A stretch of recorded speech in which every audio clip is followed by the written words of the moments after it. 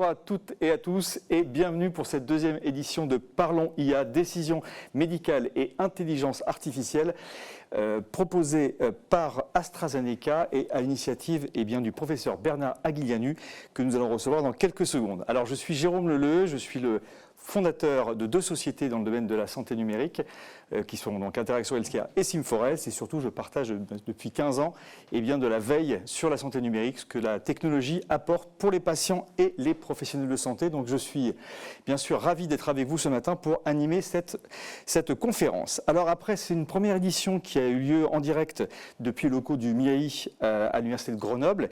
Nous avons choisi pour cette deuxième édition de pouvoir se rendre à la maison de l'intelligence artificielle. Vous allez voir dans quelques secondes les vidéos qui vous montrent ce lieu basé à Sophia Antipolis, qui est bien sûr un lieu emblématique de l'IA en France. Alors sous l'égide du Hub Innovation de AstraZeneca, l'objectif de Parlons IA, c'est de proposer un cadre qui soit favorable aux échanges et aux discussions avec des orateurs qui viennent de différents horizons. Et vous allez voir, c'est passionnant autour de cette thématique, l'intelligence artificielle et l'édition médicale en pneumologie. Donc ce rendez-vous, il est passionnant puisqu'il réunit des médecins, des mathématiciens, des startups, des experts de la data, mais également des acteurs venus du monde académique, autour de tables rondes, de présentations qui doivent nous permettre de réfléchir collectivement aux défis posés par le déploiement de l'IA en santé et bien sûr son impact dans les décisions thérapeutiques et diagnostiques. Par exemple, comme comment fonctionne l'IA, mais également ses sujets sociétaux, éthiques et philosophiques, et puis bien sûr ses usages actuels et futurs. Alors pour pouvoir réfléchir à l'ensemble de ces sujets et ces défis, je vous propose de vous présenter rapidement le programme de la conférence qui vous attend ce matin.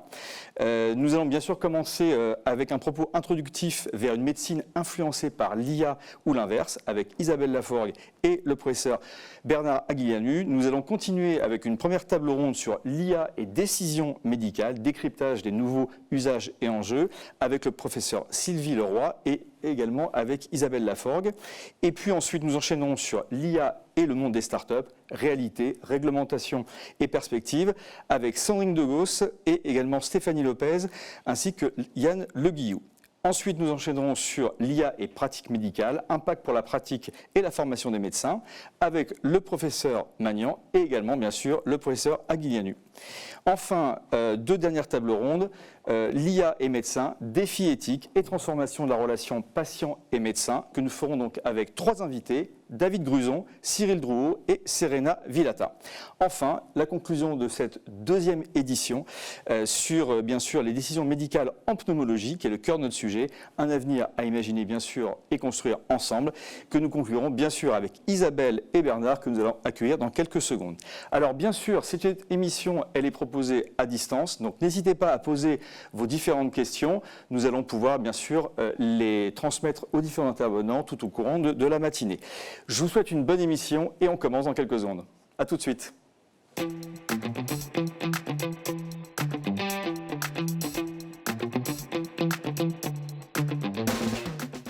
Bien, bonjour Isabelle, bonjour Bernard. Ravi de vous revoir pour cette deuxième édition.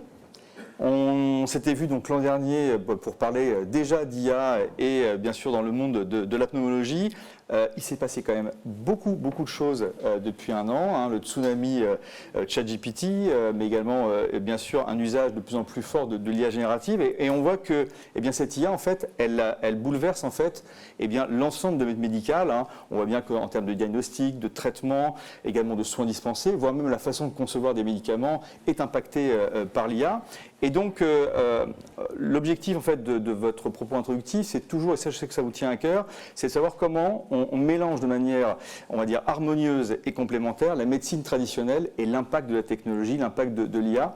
Donc je voudrais qu'on commence avec vous, Isabelle. Un an après ce tsunami, puisque il était quelques jours, quelques semaines avant cette première édition, il s'est passé beaucoup de choses. Quel bilan vous tirez de cette première édition, et puis peut-être votre perception de cette évolution depuis un an qui a été très forte pour l'IA? Merci Jérôme. Bonjour à tous. Merci d'être avec nous aujourd'hui. Donc effectivement, un an après, puisque notre première édition, on l'a fait en novembre 2022, on a tous vu arriver des déferlantes technologiques, on a tous ChatGPT en tête, donc beaucoup de choses qui ont permis de rendre l'émergence de l'IA et la réalité dans nos vies, aussi dans notre quotidien de tous les jours. Dans le domaine de la santé, on en a aussi beaucoup parlé. Maintenant, en termes de réalisation, je pense qu'on a encore beaucoup d'opportunités devant nous. Je vous rappelle ce chiffre que j'ai entendu dans une conférence récemment. On aurait aujourd'hui dans le monde un tiers de la donnée qui est produite, qui est une donnée de santé. Ça veut dire qu'on a un potentiel en fait, d'exploitation et des promesses à tenir pour le système de soins, pour les soignants, pour les patients, qui est assez colossal. Et aujourd'hui, on n'est pas encore forcément, nous tous, dans ce domaine de la santé, au niveau d'attente finalement que ce volume de données nous oblige. On sait, je pense que je l'avais déjà dit à la dernière édition, on est dans un secteur qui est peut-être un peu en retrait par rapport à ce qu'on peut connaître dans des environnements plus traditionnels, industriels. Si vous pensez à l'aéronautique, si vous pensez à l'automobile, si vous pensez à la grande distribution et tout ce qui peut être fait à partir de données beaucoup moins riches que celles qu'on connaît nous dans notre secteur. Pensez avec un ticket de caisse, tout ce qui est capable d'être ensuite réadressé dans vos souhaits les plus fous en termes de consommation. Bref, un an après, oui, on en a beaucoup parlé, on a beaucoup de nouvelles technologies en plus qui sont arrivées dans l'esprit, dans les mains du grand public, qui vont nous permettre d'encore plus saisir ces opportunités. On est quand même encore dans une sous-exploitation de la donnée de santé grâce à l'intelligence artificielle. Et c'est un peu la démarche aujourd'hui de participer, au-delà de cette prise de conscience, à des premières actions. Donc Parlons IA. C'est la deuxième édition, on le fait volontairement dans des centres d'excellence d'intelligence artificielle, il y en a 4 en France, donc on a commencé à Grenoble pour la première édition et on est aujourd'hui à Sophia Antipolis dans le MIAI pour continuer ce rapprochement. Le parti pris de cette rencontre, de cette webconférence, c'est de dire qu'on est à un instant où la médecine et les mathématiques vont avoir besoin de se rencontrer, vont avoir besoin de vraiment parler ensemble. Ça se fait encore une fois de manière beaucoup moins naturelle que dans des secteurs industriels où les mathématiques, les ingénieurs sont nativement présents. Aujourd'hui, la médecine est moins investie, moins envahie peut-être par ces mathématiciens, ces ingénieurs. Et je pense que c'est le moment où il faut que les choses changent justement parce que on va le voir tout au long de cette matinée. On a des innovations, on a des cadres réglementaires, on a des cadres juridiques, on a des cadres éthiques qui permettent aujourd'hui d'être serein dans cette utilisation. Et donc maintenant, l'enjeu, ça va être vraiment l'usage, l'existence dans la vie des soignants, des patients. Et donc c'est l'idée de cette matinée. Mathématiques, médecine doivent se parler. Alors Isabelle, vous avez dit un mot important, vous avez dit le mot d'usage aussi. Donc Bernard, je vous pose la question. Est-ce qu'un an après, cet usage où on en parle beaucoup de l'IA, est-ce que dans la pratique, les pôles de santé, plus globalement le CNE de santé, a intégré en fait cette IA dans sa pratique? Alors, clairement, non. Dans certains domaines, oui, notamment la radiologie, en oncologie par exemple, effectivement, il y a des domaines très spécifiques où une maladie étant bien identifiée, l'IA améliore beaucoup la rapidité du diagnostic, la fiabilité du diagnostic. Mais pour ce qui concerne la décision médicale, qui est notre sujet, c'est-à-dire que la façon dont le terme que tu as employé est juste, la tradition, une médecine traditionnelle. Le médecin fait, au début de son action, pose un diagnostic, donc a une opinion ou une certitude, et ensuite il propose une thérapeutique. Et effectivement, ce processus de la décision est interrogé aujourd'hui par l'IA. Il est interrogé parce que l'IA va, et c'est l'objectif de toute technologie, toute nouvelle technologie va permettre de faire mieux, de faire plus vite, dans un certain nombre de domaines qui jusqu'à présent étaient réservés aux médecins. Faire un diagnostic, dans un certain nombre de cas, l'IA fera mieux et plus vite que le médecin. Et donc on va se trouver dans c'est peut-être cet élément-là, inconsciemment, qui est une certaine réticence aujourd'hui aux médecins à s'investir dans ce champ passionnant et incontournable qui est l'IA dans le processus diagnostique, c'est que du coup, ce sentiment de puissance que nous avons tous en faisant un diagnostic, en aboutissant à une démarche diagnostique basée sur nos connaissances, sur des evidence-based medicine, bref, une construction mentale qui nous amène au bout du compte à avoir la satisfaction d'eux, eh bien cette satisfaction va être transférée à de la technologie. Et c'est une bonne chose. Ce fut le cas pour toutes les autres révolutions technologiques. Donc aujourd'hui, ce que l'on observe, c'est que l'IA est présente dans beaucoup de domaines de la santé, notamment dans la télésurveillance, dans le parcours de soins. Il y a certaines technologies qui ont déjà évidemment occupé une place importante dans le domaine du soin, mais dans le domaine de la décision, en tout cas en pneumologie, on est au début des réflexions. Et donc cette rencontre de Parlons IA est extrêmement importante parce que c'est Parlons et pensons IA. Pensons à cette médecine qui est en train de se transformer. J'aurai l'occasion, avec Antoine Magnan tout à l'heure, de développer quelques idées, quelques opinions qui évidemment nécessiteront d'être challengées par les opinions des autres. Mais il est temps aujourd'hui, même si les réalisations techniques dans la décision sont émergentes, mais il est temps de le penser parce que la médecine va demander à l'IA de répondre à des questions qu'elle va se poser et il faudra que ces questions soient différentes de la façon dont elles ont été formulées aujourd'hui dans un autre domaine de connaissances. Donc c'est très important de faire ce constat. Depuis un an, on a beaucoup d'idées, il y a ChatGPT bien sûr, on a des innovations d'IA qui sont considérables.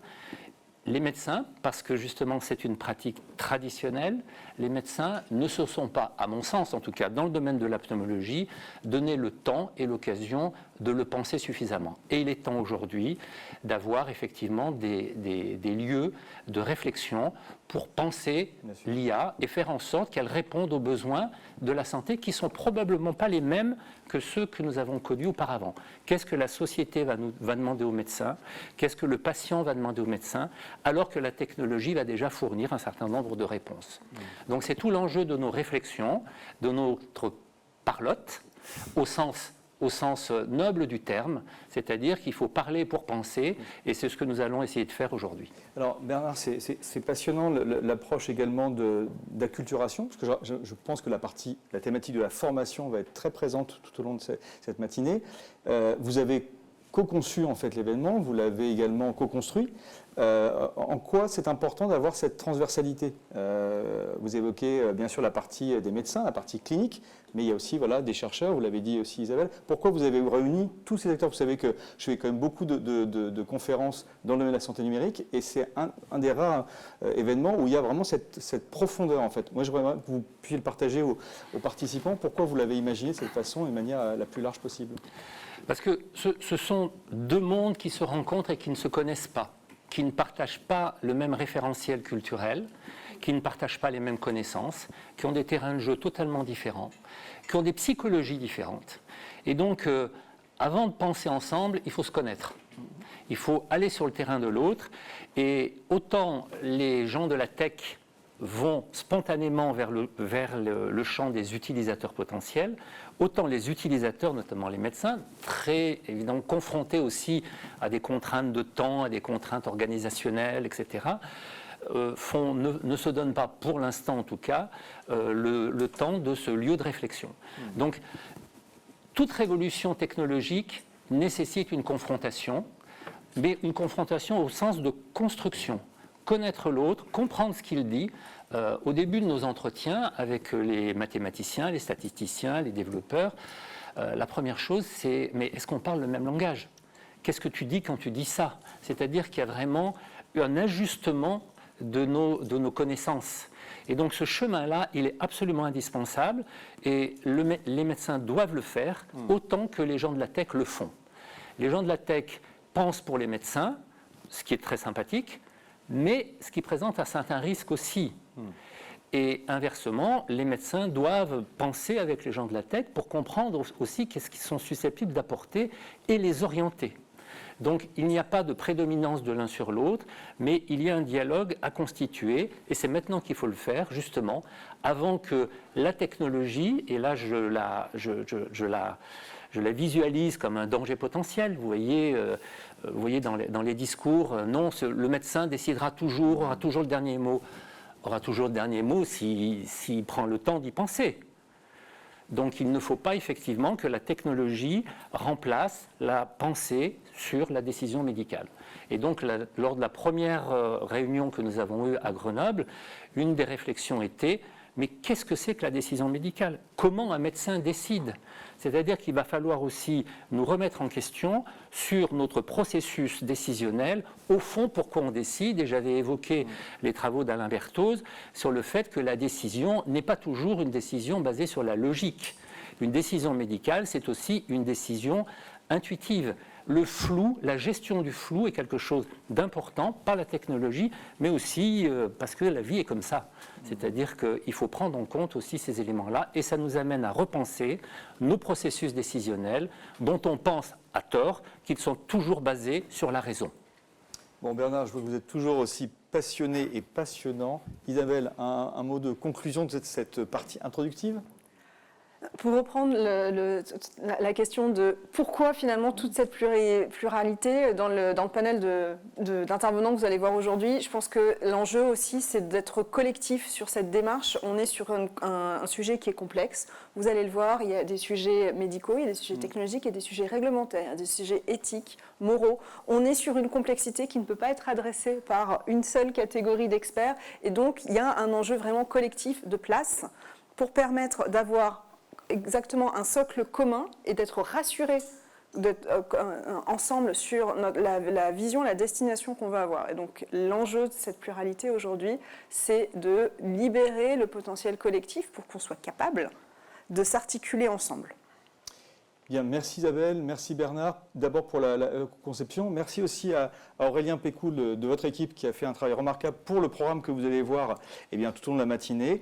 Je vous propose Isabelle de rester avec nous. Bernard, forcément, vous êtes le bienvenu toute la matinée, mais on va continuer sur ce premier plateau sur une thématique importante, décryptage des nouveaux enjeux et usages. On se revoit dans quelques secondes.